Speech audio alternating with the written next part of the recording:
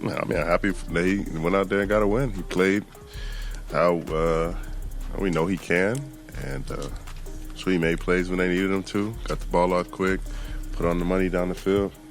Looked great. And so, you got to make it work with the guys that you have and figure it out from there. The fragile truce is over. Myles Garrett is now openly challenging Kevin Stefanski with a candor we've yet to witness. In his latest media session, Garrett dove headfirst into the topic of Shedeur Sanders, and his words carried immense weight. Myles began by lauding Sanders' raw talent, stating his throws are surgical, with elite timing and precision, every tool necessary to guide a franchise to victory. But here is the critical turn. Garrett is deeply frustrated that Sanders is being denied the opportunity he warrants. According to Garrett, he is on the other side of the training table, admitting there's little he can do to force a change. Yet that powerlessness did not stop him from directly calling out Stefanski, claiming he is actively holding Shedeur back. Is Stefanski making a monumental blunder? Garrett's verdict is clear. Well, hell, we frustrated too. It's not like they can be any more frustrated than the people who are out there putting their body on the line and not winning. The indictment, however, did not stop there. Garrett then articulated the simmering resentment felt by the players, the ones absorbing physical punishment and sacrificing their bodies, only to be deprived of the victories they desperately need. When asked about Stefanski's own frustration, Garrett's candid response was a shockwave. His words made it plain that a volatile frustration is building inside that locker room, and a combustion point is imminent. The tension is escalating, threatening to boil over into open hostility. Myles Garrett made no attempt to couch his response in diplomatic language. He refused to project false optimism, instead allowing his own discontent to surface. He stated unequivocally that a single win is insufficient to sustain momentum. He demanded consistent winning, calling for significant improvement on both offense and defense. Though he avoided a direct accusation, Garrett's critique was a clear shot at Stefanski, a public call for better offensive play calling, and a message that the coach's work is not done. I don't know what getting my mind right is right now. I'm frustrated. Not going to stop being frustrated until we win and continue winning. One win is not going to be enough. So, we gotta figure out what's the recipe for us to be successful and accessibly so on every side of the ball. And we gotta get better in general. Myles Garrett did, however, identify one single source of real hope: the young offensive players who are ravenous to prove their worth. He specifically highlighted Shedeur Sanders, recognizing his potential. Garrett believes if these young players start making key plays, they could become a huge asset, not just for the offense, but as crucial support for the defense as well. It's the very momentum he is counting on to force a real turnaround. But one thing that does make me hopeful is the guys who are over there, especially the young guys who are hungry and ready to go and want to make plays and who are urgent. That makes me hopeful.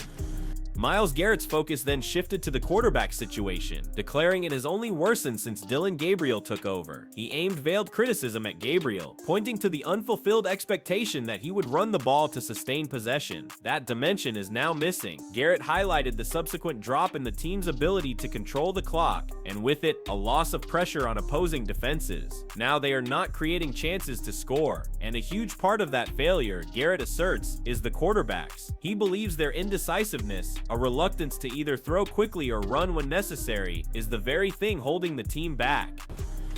It's only gotten worse with time. I mean, without the threat of us putting up a lot of points, they have no fear of, running the score up or punting. So it's like, if we can punt, we'll get the ball back. Eventually we'll wear them down. And we'll start to score eventually.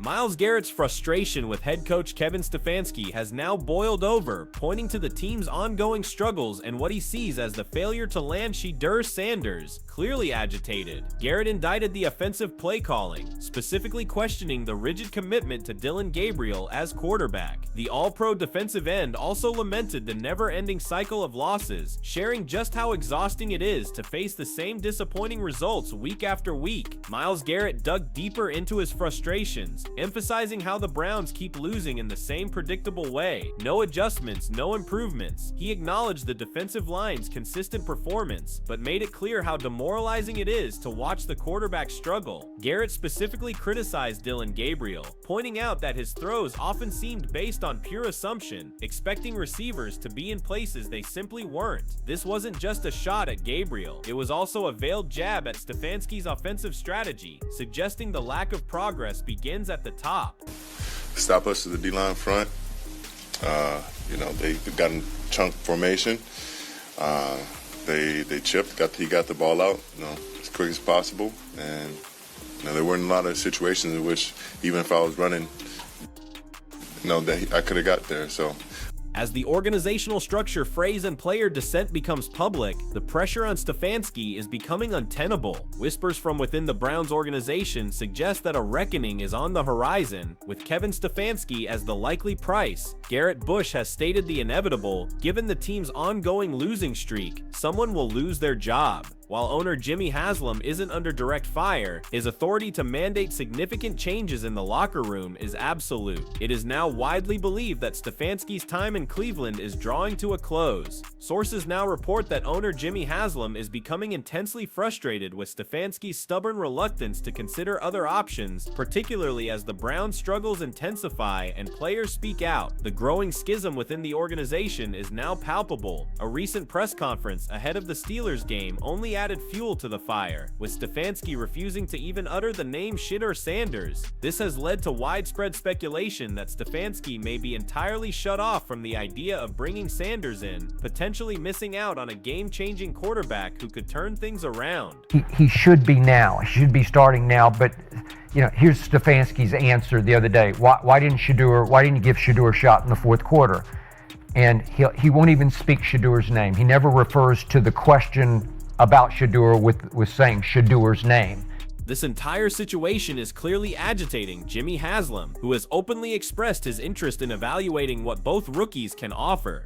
Experts are pointing to Shedeur Sanders as a central figure in this developing issue, especially since it was Haslam who was the one who initially pushed for signing Sanders. While Stefanski may have attempted to shift the blame onto general manager Andrew Berry, the underlying situation is much more complicated. Analysts believe that it's Stefanski's outright dismissal of Sanders, his stubborn refusal to even consider him as a viable option, that is fueling Haslam's growing frustration with the coach. The situation surrounding Myles Garrett's public frustration and Kevin Stefanski's handling of the Browns' offense is becoming increasingly untenable. Garrett's comments have exposed the deep cracks in the team's performance and strategy, with his frustration directed not only at the lack of offensive success, but also at the coaching decisions, particularly regarding the quarterback situation. His pointed remarks about Dillon Gabriel's performance and the lack of progress are telling, especially when you consider how absolutely crucial the quarterback position is to the team's overall success. The failure to consider Shedeur Sanders as a potential solution, despite the growing calls for his inclusion, has only deepened the rift between the coaching staff and the players. As tensions rise, it's clear that owner Jimmy Haslam is closely monitoring the situation, and his frustration with Stefanski's unwillingness to explore other options is growing. Haslam's push for the signing of Sanders was a significant and strategic move, and Stefanski's refusal to even mention him in recent press conferences signals a deepening disconnect between the front office and the coaching staff.